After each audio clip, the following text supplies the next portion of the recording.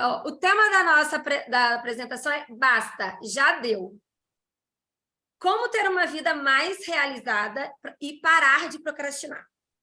Coloque aí no chat quem chegou agora, Edilene, Jaciara, Alceu, da onde vocês estão falando e me diga como todos vocês estão se sentindo agora. Eu já digo como eu estou super animada.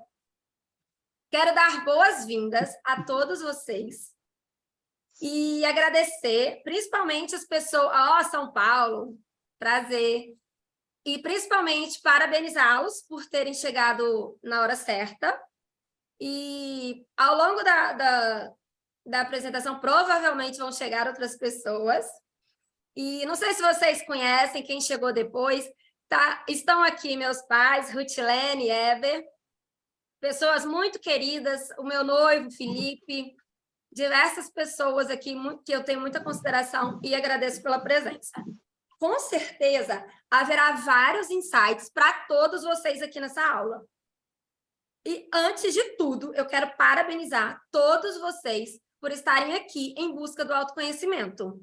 A minha vida mudou demais depois que eu passei a me conhecer e me respeitar mais.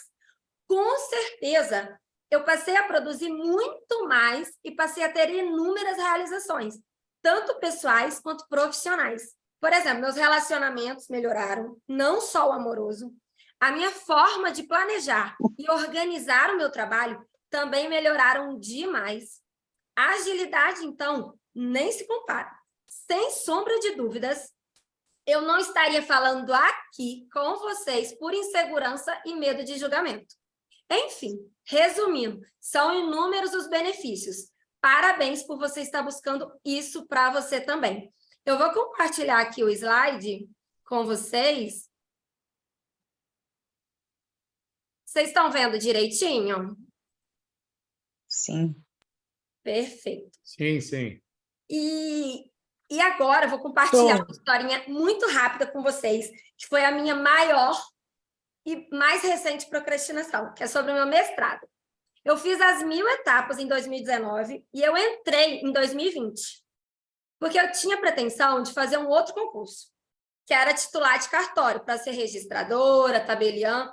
Fui até mesária, umas 3 eleições seguidas, porque isso contava ponto para o concurso. Em setembro de 2019, eu já tinha feito minha primeira imersão de autoconhecimento. E eu já tinha amado. Mas eu ainda não tinha ideia que eu iria trabalhar com isso. Logo depois veio a pandemia. Comprei vários cursos online de autoconhecimento e em janeiro de 2022 eu fiz uma imersão de 1 semana de programação de neurolinguística. Eu voltei, fiquei uns 10 dias em casa e logo depois eu voltei para São Paulo para minha segunda imersão, que também durava 1 semana. Aí eu não parei mais. Nessa altura, eu já estava completamente apaixonada e eu queria trabalhar com isso. E daí, o meu mestrado estava nesse meio e acabou que eu enrolei, deixei tudo para a última hora e só foi possível finalizar porque eu foquei no benefício que o título de mestre iria me trazer, meu salário como oficial de justiça iria aumentar um pouquinho e eu também consegui finalizar porque eu dividi em pequenas tarefas e ainda eu tinha o suporte, o apoio de uma professora super querida, Fernanda. Sem dúvidas, isso contou demais. Bora para o conteúdo agora? São 10 os problemas principais da procrastinação. O primeiro é o desconhecimento ou a falta de clareza.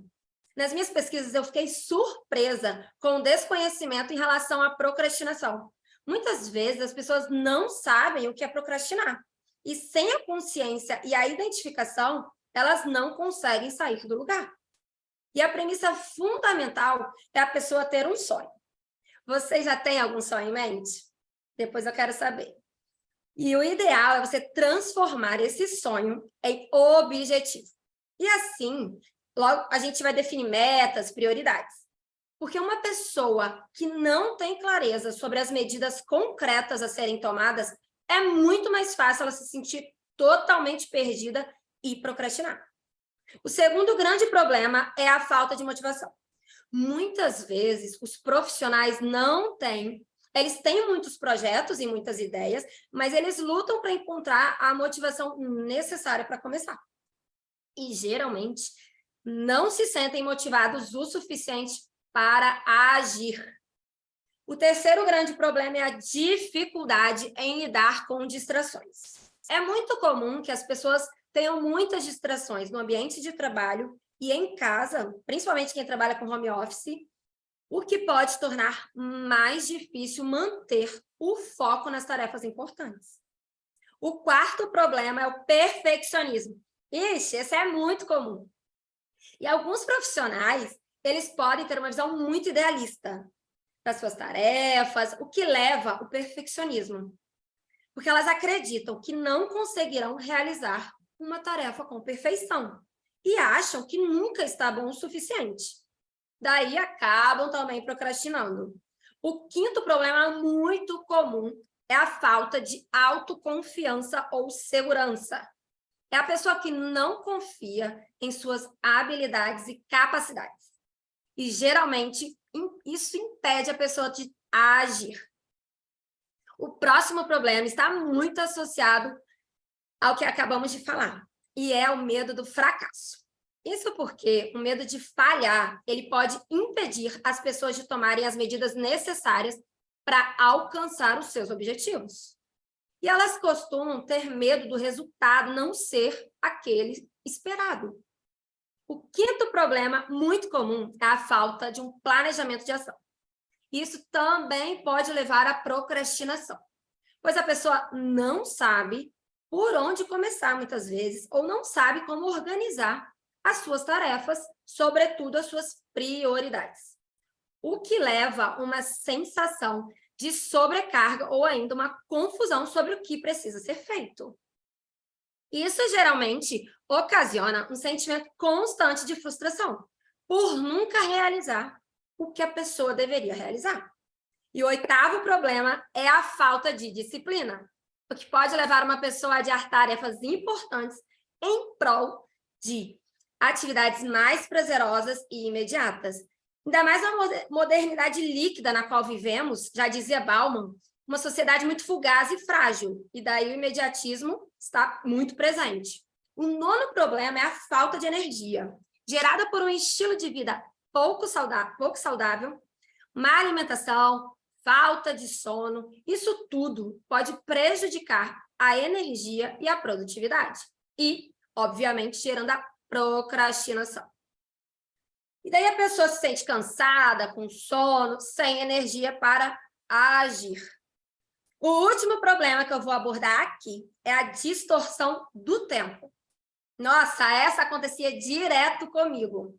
Que é quando uma pessoa adia uma tarefa porque ela subestima ou superestima o tempo que levará para concluir essa tarefa. Ou seja, a pessoa acha que a tarefa levará menos tempo ou mais tempo do que ela realmente demandará. Qual desses problemas você mais identificou? Já vai pensando aí. De acordo com a lei de Emmett, a pessoa acaba passando mais tempo pensando e se preocupando do que com o tempo que levará para fazer a coisa em si. Isso gera uma falta de planejamento adequado e a procrastinação. E nós acabamos vivenciando, em alguma medida, tudo isso que eu falei. Geralmente porque ninguém nunca nos ensinou a não procrastinar. E ninguém nunca nos ensinou a nos fortalecermos mentalmente. Até aqui tá tudo bem, galera? Deixe-me saber.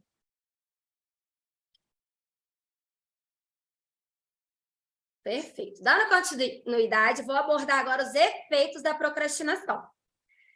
E provavelmente algum ou vários deles vocês podem estar passando por eles. O primeiro grande efeito é maior estresse e ansiedade. Porque quando procrastinamos, geralmente é produzido em grande quantidade um hormônio, o cortisol, aumenta muito. E daí gera muita ansiedade quando o prazo final do projeto está chegando. Sem contar a falta de energia, sensação de desânimo, exaustão, insônia. E há uma pesquisa recente Muito interessante que diz que 64% dos colaboradores se sentem estressados ou frustrados no seu trabalho, embora 87% sejam apaixonados por o que fazem. O segundo grande efeito da procrastinação é que ela pode levar a uma execução apressada da tarefa. E, com isso, ocorre uma redução na qualidade dessa tarefa. O terceiro efeito é que adiar tarefas importantes pode levar à perda de oportunidades importantíssimas. Você, por exemplo, se for um funcionário de alguma empresa, você está alinhado aos interesses, aos problemas que essa organização ela precisa resolver? Se você não estiver, provavelmente está perdendo a oportunidade de se destacar, de ter diversas promoções. Diante disso, muitos profissionais estão deixando de conquistar inúmeras realizações na vida e deixando seus sonhos se dissiparem. O quarto grande efeito da procrastinação é que ela pode reduzir significativamente a sua produtividade, justamente por conta das tarefas não concluídas no tempo adequado. O quinto efeito, além de gerar os atrasos, um grande efeito, às vezes a pessoa não cumpre as tarefas, as obrigações. O sexto efeito é que, geralmente, estamos falando de culpa, justamente pelo fato da pessoa não cumprir as tarefas e as responsabilidades, ou até mesmo um sentimento de vergonha em relação aos outros, por não cumprir com os compromissos com aquela pessoa determinada. O sétimo efeito é que o trabalho acumulado e as tarefas não cumpridas, geralmente, elas precisam, todos esses itens precisam ser concluídos posteriormente. E daí acaba havendo o quê? Sobrecarga de trabalho. Em relação a isso, vários profissionais acabam desenvolvendo burnout. E tem uma pesquisa recente, 77% dos profissionais dizem ter experimentado em seu trabalho atual o burnout. E 32% dessas pessoas atribuem a condição à falta de suporte ou reconhecimento do líder. Fica a dica aí, hein, galera? Se você for um líder de alguma empresa, reconheça seus ótimos funcionários, porque isso acabará servindo de estímulo para os bons também. Haverá, então, dois benefícios. Um, que a pessoa vai se sentir reconhecida, e o outro, estimulado a também ser promovido. O oitavo grande efeito tem a ver com prejuízos financeiros. Por exemplo, atraso no pagamento de contas, daí gerando multas. O nono efeito é que não cumprir com responsabilidades ou prazos pode gerar um efeito negativo na sua autoestima, diminuindo ainda mais a estima que você tem sobre você mesma. O último efeito da procrastinação é que adiar tarefas importantes faz com que você perca tempo valioso, já que você poderia estar usando o seu tempo de maneira muito mais produtiva. E agora me diga, você se identificou mais com quais desses 10 efeitos aí da procrastinação? Se você quiser colocar no chat, fique super à vontade, com certeza depois eu lerei tudo. Beber uma aguinha. Perfeito. Bora darmos algumas soluções em relação aos tipos de procrastinadores. Antes de a gente abordar as soluções, eu vou relembrar aqui com vocês sobre os tipos de procrastinadores. O primeiro deles é o perfeccionista. É aquela pessoa que tem tanto medo do fracasso que ela fica paralisada. Ela tem a tendência, geralmente, na autocrítica excessiva, da enorme necessidade de validação externa. O segundo tipo, rebelde, é aquele profissional que precisa de muita liberdade e de muita transparência para realizar uma entrega com qualidade. E ele odeia ser cobrado pelo que precisa ser feito. O terceiro perfil é o criador de crise. É aquela pessoa que adia a entrega dos projetos e das obrigações o máximo possível, por acreditar que só assim ela terá combustível suficiente para dar conta do que ela precisa entregar. E esse tipo de procrastinador, ele tende a adiar tarefas até o último minutinho possível, gerando uma crise desnecessária. Eles podem se sentir mais motivados e focados sob pressão. O quarto perfil é o sobrecarregado, que é aquela pessoa que quer abraçar o mundo, coloca 1000 ocupações no dia e acaba procrastinando por conta disso. O quinto perfil é o incerto ou inseguro. Esse tipo de procrastinador ele pode se sentir inseguro em relação às suas habilidades ou capacidades. E, portanto, adia tarefas importantes para evitar o fracasso. Ele pode se sentir paralisado pela indecisão e pela incerteza em relação ao futuro. Os outros 3 perfis de procrastinadores, eles foram retirados do livro do Neil Fiore. Esses 5 que eu abordei foi do Richard Gallagher. O sexto perfil, que é o distraído, é aquele tipo de procrastinador que adia tarefas importantes por causa de distrações constantes, como redes sociais, mensagens de texto, e-mails, entre outras inúmeras possibilidades de distrações. O sétimo perfil é o sonhador realizador. É o tipo de procrastinador que tem muitos planos, muitas ideias, mas ele tem dificuldade de colocá-los em prática. É aquela pessoa que acredita que o primeiro passo para conquistar algo é sonhar alto. Geralmente imagina com muita criatividade, ambição, mentaliza como seria se conseguisse, mas, em regra, não coloca em prática. O oitavo e último tipo de procrastinador é o evitador, que é aquela pessoa que tem medo do desconhecido e sente ansiedade por conta disso. Acaba preferindo ficar na zona de conforto a lidar com possíveis erros e falhas. É um tipo de procrastinador que evita tarefas que precisam ser feitas, mas que causam desconforto, ansiedade. E antes de solucionar cada procrastinador específico, eu queria saber de vocês qual tipo que vocês mais se identificaram. Coloque aí no chat para eu ver. Vou ficar super feliz em saber. E antes da gente colocar soluções específicas, eu vou abordar aqui um pouquinho sobre as crenças limitantes.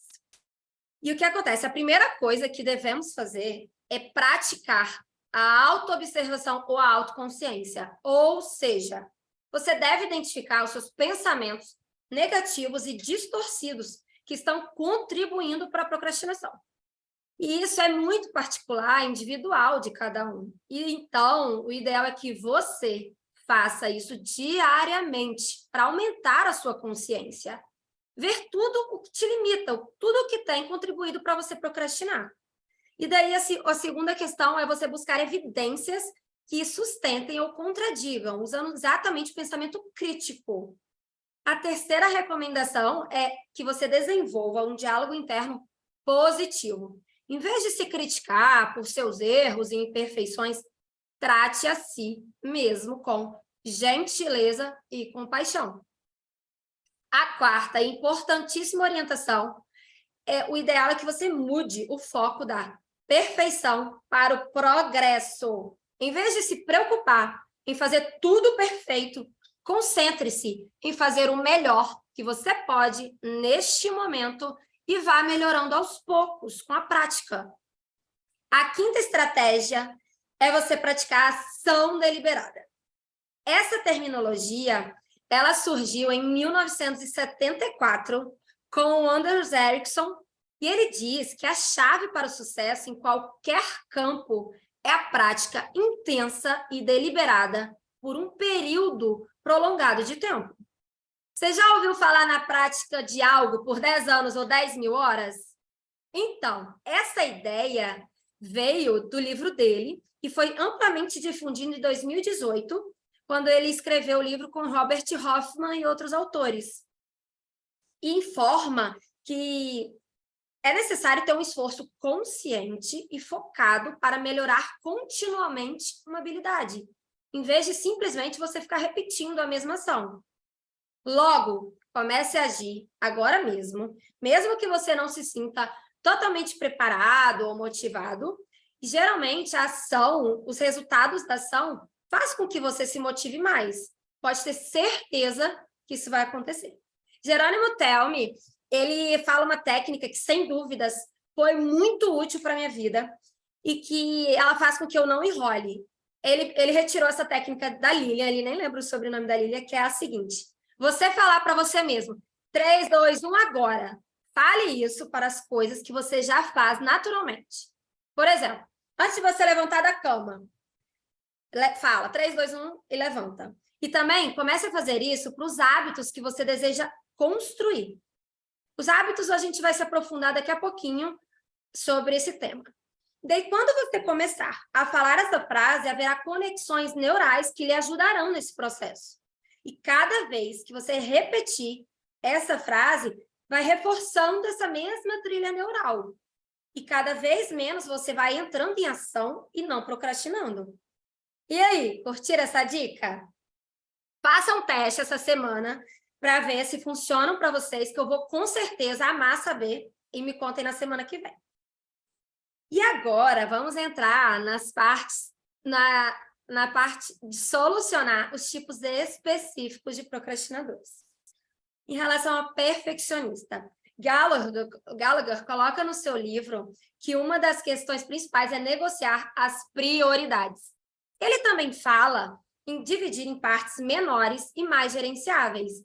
Isso porque pode ajudar os perfeccionistas a se concentrarem em concluir uma etapa de cada vez, tendo em vista que muitas vezes eles estão sobrecarregados com o tamanho da tarefa e não sabem nem por onde começar. E com certeza é melhor concluir uma tarefa de forma satisfatória do que nada. E o ideal é que se apresente um produto mínimo viável, que é o quê? É aquele melhor produto que você pode apresentar naquele momento com os recursos que você já tem. Uma frase muito conhecida na PNL, né, na programação neurolinguística, é: faça o melhor que você pode com aquilo que você já tem. É muito importante nós lembrarmos aqui que o fracasso não é, de jeito maneira, uma sentença de morte. E que todos os erros, eles são oportunidade para aprendermos. Óbvio que a pessoa precisa ir consertando os erros ao longo do caminho. E uma outra orientação muito boa que o autor coloca é que aceite a imperfeição. É compreender que a perfeição é inatingível. E as imperfeições, muitas vezes, não influenciam no objetivo final. E, sobretudo nesse caso do perfeccionista, ele aborda a questão da prática da gratidão, que é concentrar-se no que já foi realizado, focar e reconhecer, valorizar cada etapa do processo, em vez de ficar pensando demais no que ainda não conquistou. O segundo perfil de procrastinador é o rebelde. Muita gente chegou agora, daí é bom que a gente faz uma recapitulação. O rebelde, uma coisa muito importante é ele criar metas bem desafiadoras. Porque para esse tipo, é muito importante desenvolver um senso de autonomia, um propósito pessoal para a tarefa, além de buscar parcerias, sobretudo em relação a tarefas repetitivas e entediantes. O criador de crise. O ideal é mentalizar o pior cenário, ver todas, imaginar as possíveis consequências ruins de determinada ação ou determinado projeto. E o autor ele coloca a importância de se combinar entregas parciais, com prazos intermediários. E, por fim, o autor coloca a questão de se desenvolver uma responsabilidade pessoal. No que tange ao sobrecarregado, Richard Gallagher ele elenca como sendo de extrema importância, primeiro, procurar uma segunda opinião, um olhar neutro, que vai ajudar, sobretudo, o sobrecarregado a definir prioridades. O gerenciamento do tempo, de uma forma muito eficaz, planejar com antecedência as tarefas importantes. Nesse caso específico, é ainda mais útil colocar, sobretudo, tempos necessários para concluir cada uma das tarefas. É relevante também evitarmos as distrações desnecessárias, como redes sociais e diversas outras. Lembre-se sempre que ser ocupado não é de jeito maneira ser produtivo. Para lidar ainda com a procrastinação sobrecarregada, ele informa que é ideal é dividir as tarefas em pequenos passos e focar em uma de cada vez. O quinto tipo, que é o incerto ou inseguro.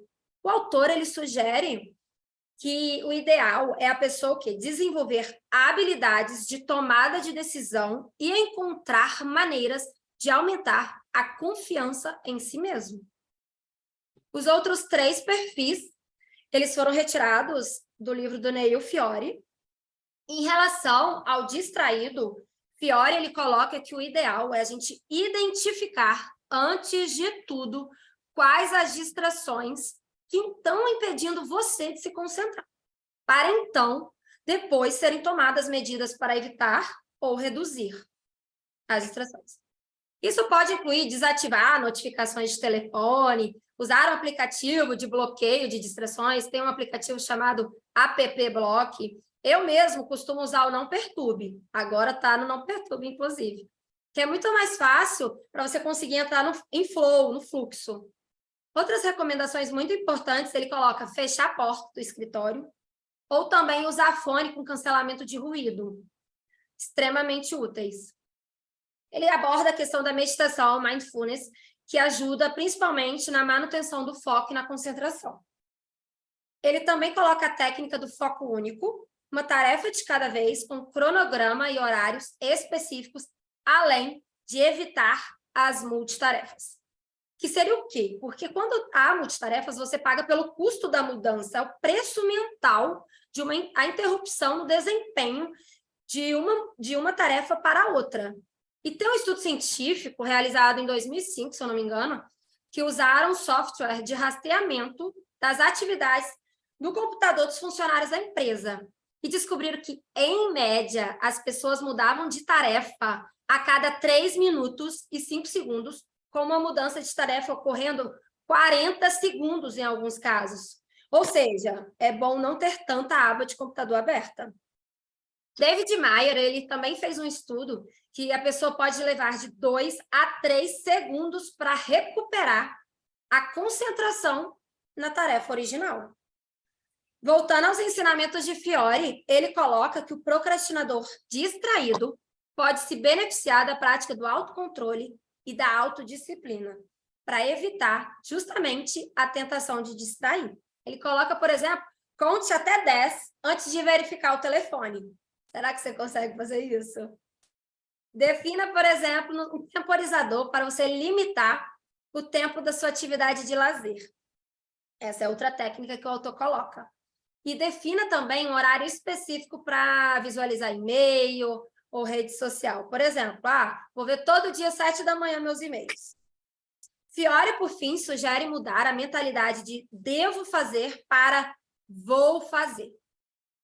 E o 9º e penúltimo perfil de procrastinador é o sonhador.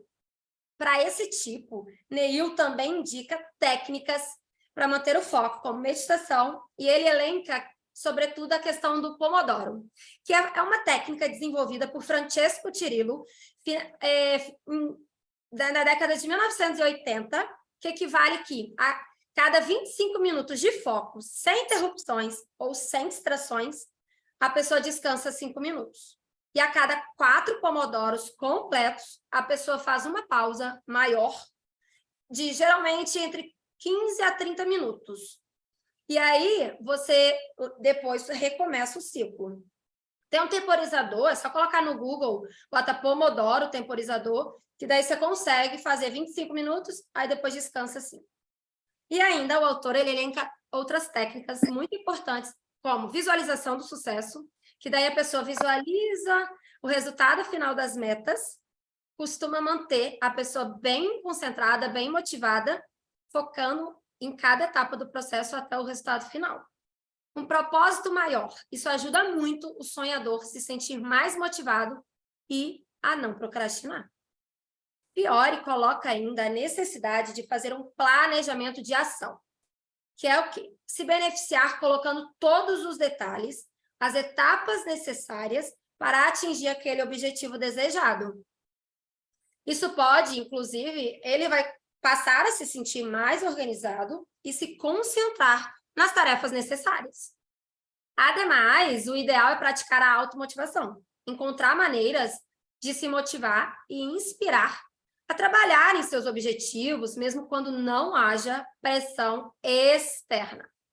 Como último conselho do sonhador, ele coloca praticar a paciência, entendendo que alcançar seus objetivos pode levar tempo. Para o último tipo de procrastinador, o evitador, Fiore diz que deve ser desenvolvido um mindset de aprendiz, ou seja, uma programação da mente no sentido de que errar é normal e geralmente traz inúmeros aprendizados. Aprender a lidar emocionalmente com tarefas que desenvolvam incerteza ou risco. Ele ainda aborda a questão de mudar a perspectiva. Em vez da pessoa ficar pensando naquela tarefa como desagradável, encontre aspectos positivos ou significativos nessa tarefa. Por isso, também, isso com certeza ajuda a pessoa a ficar mais motivada também. Fiore coloca a questão da recompensa, ficando ainda mais atraente e motivadora essa tarefa. A gente vai ver um pouquinho mais aprofundada a parte de recompensa quando a gente falar de hábitos. Por fim, Neil, ele diz que o evitador ele deve procurar um mentor, alguém para encorajá-lo a agir, mesmo com desconforto ou medo do desconhecido. O autor ele finaliza dizendo que, se necessário for, deverá até mesmo procurar uma ajuda de algum profissional de saúde para lidar com problemas psicológicos que possam estar contribuindo para a procrastinação. Antes de adentrarmos na parte da preparação do ambiente, dê uma respirada aí, inspire pelo nariz, expire pelo nariz para oxigenar o cérebro. Se tiver deitado, dá uma posicionada aí, sente direitinho na cadeira com a postura ereta, para manter bem focado, para não perder nenhuma diquinha. Vamos agora para a parte de criação e eliminação de hábitos. Não menos do que 40% das suas ações são hábitos. Daí a importância da gente abordar esse assunto. E no livro O Poder do Hábito, 4 são os elementos essenciais: gatilho, rotina, recompensa e anseio.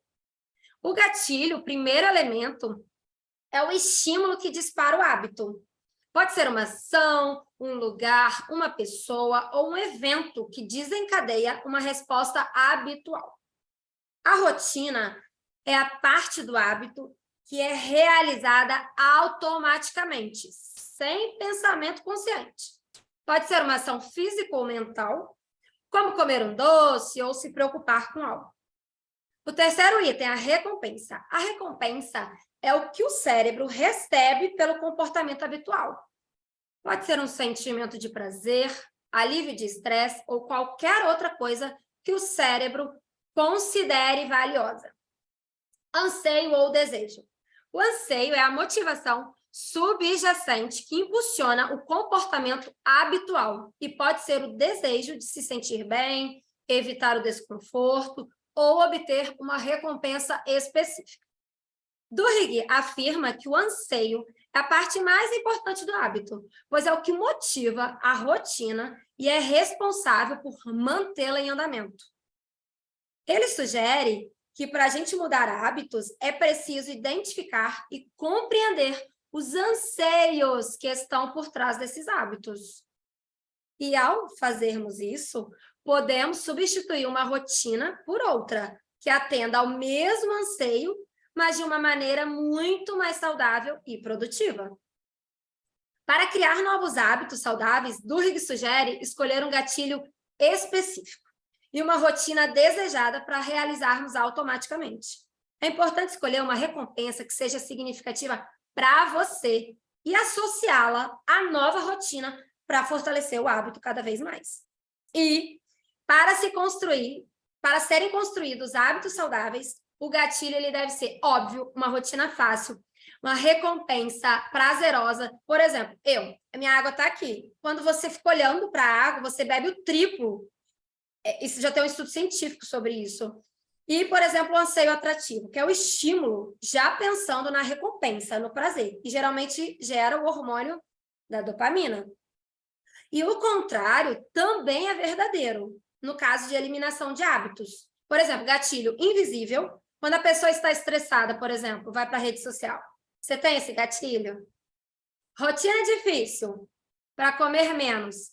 Não tenha doce na despensa, por exemplo. E não coloque a panela na mesa. Porque daí a pessoa vai ter o trabalho de ir lá na cozinha, lá no fogão, buscar. E acaba comendo menos. Eu, pelo menos, às vezes tenho preguiça.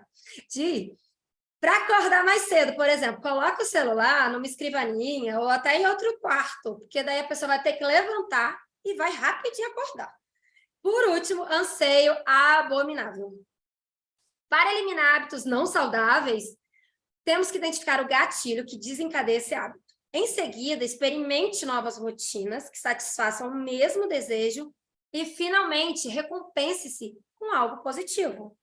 É importante lembrar que a substituição de hábitos ela pode ser não tão fácil e pode levar tempo e esforço. Se falhar, continue de onde parou. Se você colocou uma meta muito grande, estipule uma menor, para que você não possa dar mais desculpas. Se você colocar uma meta, por exemplo, de ler um livro, comece a ler uma página por dia. Se você achar essa meta muito grande, coloque a meta de um parágrafo. Tem que ser algo realmente pequeno, para que a sua mente não te sabote e você realmente comece a desenvolver o hábito que você deseja. Ou, se você não elencou uma recompensa boa o suficiente, escolha outra.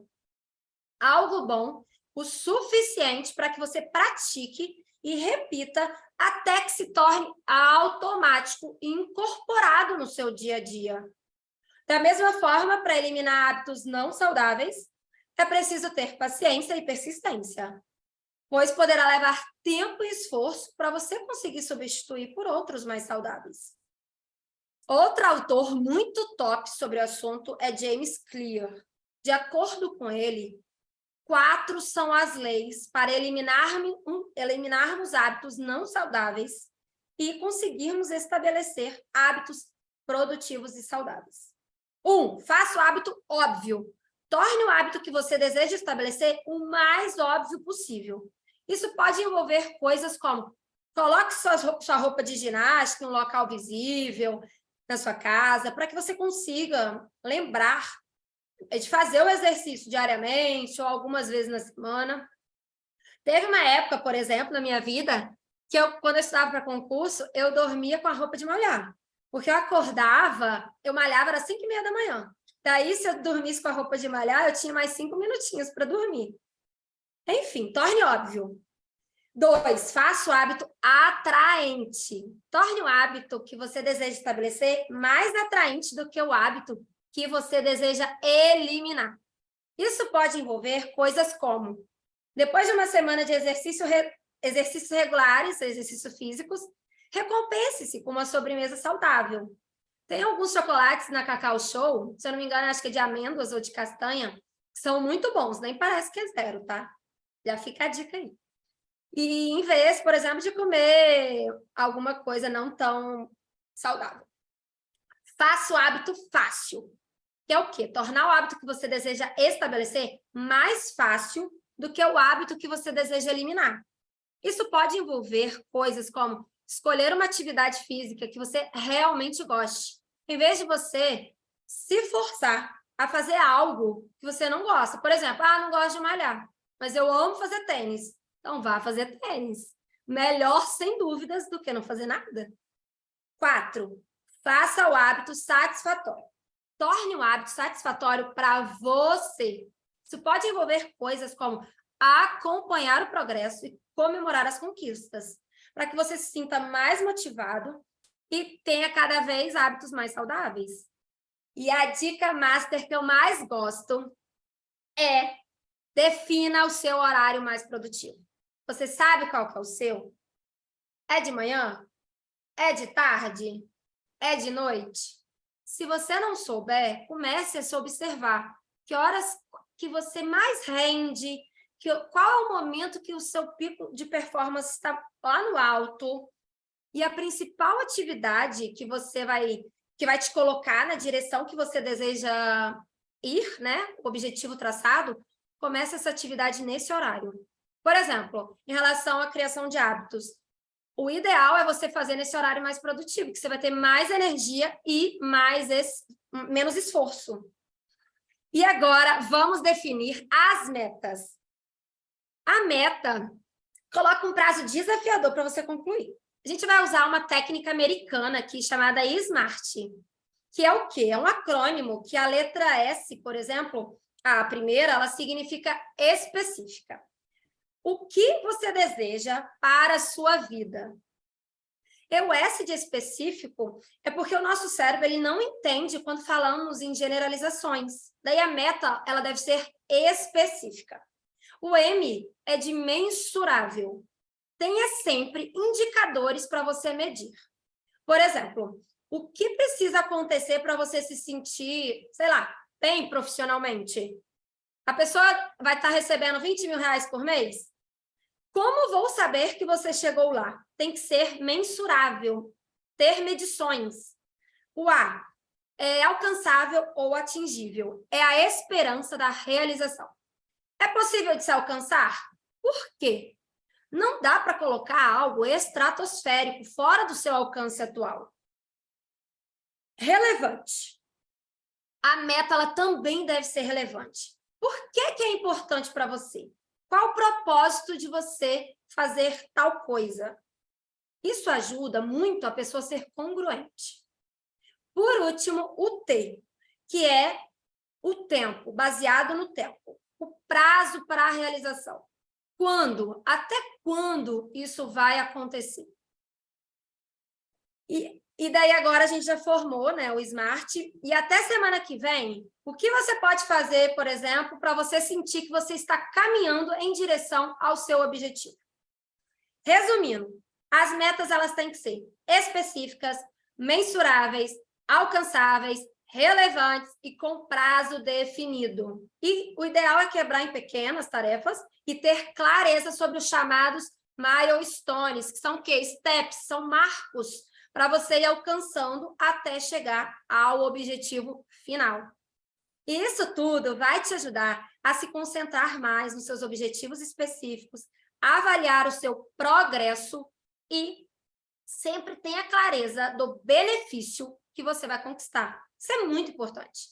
Por exemplo, eu passei a ler livros quando eu tinha um objetivo fixo de fazer um curso online para entregar o melhor. E, fixando esse objetivo, eu passei a desenvolver o hábito da leitura. O segundo grande ponto é fixar o pensamento do que você deseja alcançar. Uma técnica que eu adoro é colocar 3 alarmes durante o dia. Essa é uma técnica muito poderosa que eu retirei do livro O Poder da Alta Performance, do Brendon Burchard. E eu sempre coloco os alarmes no meu tempo livre e costumo associar ao meu momento mais produtivo, que é de manhã. Joel J, por exemplo, ele também fala sobre alarmes de diligência. Ele costuma falar para a pessoa colocar um alarme e, ao tocar, a pessoa deve se perguntar: como eu posso melhorar essa atividade que eu estou fazendo? Pode ser, né, qualquer atividade do momento que o alarme tocar. Esses alarmes, eles são muito importantes, principalmente por conta do SAR, que é o Sistema de Ativação Reticular. Esse sistema faz com que nosso cérebro acredite que aquilo seja possível. Como o nosso cérebro ele não sabe o que é real e o que é imaginário, ele pode acreditar que aquilo já existe.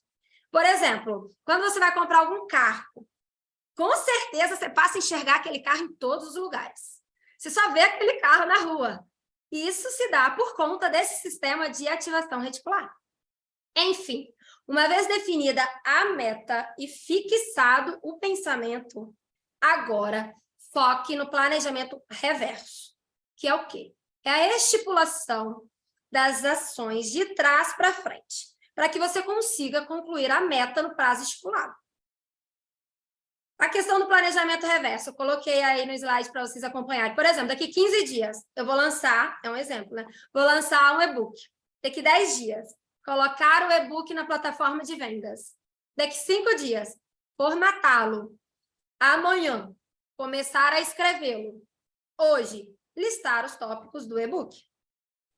Ao fazermos isso, fica muito mais fácil você saber quais são os seus próximos passos. E o quarto item principal é o compromisso público.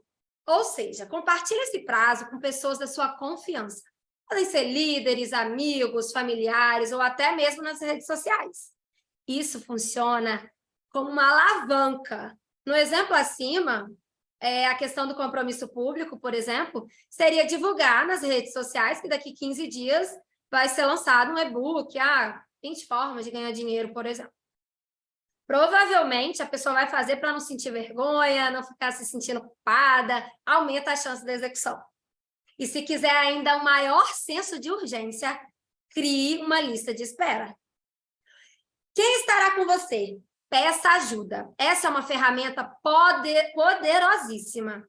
Tem o suporte, o apoio das pessoas. E provavelmente, quando você pede ajuda, elas também tendem a te interromper menos. Por exemplo, vamos pedir ajuda para o marido, para quem mora com você. Daí eles vão tender a te interromper menos. E é extremamente importante para você ter responsabilidade.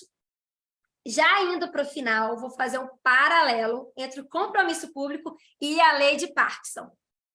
Você já ouviu falar da lei de Parkinson? Eu não estou falando da doença aqui não, hein? Então, Parkinson é um escritor britânico que publicou seu artigo em 1955, em que se difundiu uma ideia de que o trabalho se expande de modo a preencher o tempo disponível para sua realização. Essa lei informa que o trabalho ele se expande de modo a preencher o tempo disponível. E daí o que acontece? Em outras palavras, se você tiver 24 horas para concluir uma tarefa, você provavelmente usará as 24. Se você tiver 10 dias, provavelmente você vai usar os 10 dias para executar essa mesma tarefa. É igual questão de fazer mala. Eu, por exemplo, faço a mala sempre de última hora, justamente para aproveitar meu tempo. Para finalizar, quero dizer que o ideal é que você sempre discuta as estratégias para lidar com a sua procrastinação e que você tenha as métricas estabelecidas para lidar com o seu progresso. Tem uma frase que eu gosto muito do Lair Pinheiro, que é: intenção sem ação é ilusão. Erre, aprenda com os erros, cometa, enfim, haja, só não pare, só não fique parado. Eu quero agradecer imensamente a presença e a paciência de todos. Já digo aqui que quem chegou um pouquinho atrasado, essa aula vai ficar gravada. Eu imagino que daqui uns 2 dias eu devo disponibilizá-la. E assim, eu quero super agradecer. Peraí. Muito obrigada. Vou parar aqui de compartilhar agora. E super gostaria de ouvir comentários, se ficou alguma dúvida. Provavelmente, depois eu devo também estar fazendo essa parte escrita. Posso enviar para vocês também, eu já tenho o e-mail de todos. Vi aqui que teve bastante interação. Depois eu vou ler todos os comentários aqui. Deixa eu só pedir ajuda aqui para o staff. Tá me ouvindo, Wilton? Sim. Se alguém tiver alguma pergunta, se alguém quiser falar alguma coisa, daí ele habilita o áudiozinho para vocês.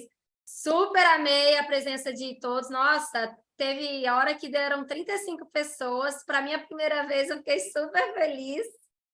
Super agradeço a presença de todos. Muita gratidão. Deixa eu ver se tem... o Wellington, meu parceiro de jornada. Gente, meu primo Matusalém. Quanto tempo, querido. Ai, muito bom rever a carinha de Vaz aqui. A Rutilene, minha mãe, maravilhosa. Eu vi que a Natália, minha irmã, também entrou. Elise, minha amiga. Super agradeço pelos elogios no chat. E aí, galera, que querem falar mais alguma coisa? Ficou alguma dúvida? Ó, não sei se vocês chegaram por alguma indicação de algum amigo meu. Meu Instagram, eu vou colocar aqui para vocês, com certeza vão ter outras oportunidades, né? Outras aulas, lives. E para vocês não perderem nada, me sigam lá. Ó, Edivaldo. Eliane, nossa, muito obrigada, direto da Suíça, super agradeço, viu? A presença, 1h30 aí, quase 2 da manhã, né? Super agradeço, direto da Suíça, chique demais. Meu pai, o Heber Coutinho, direto da Penha do Capim.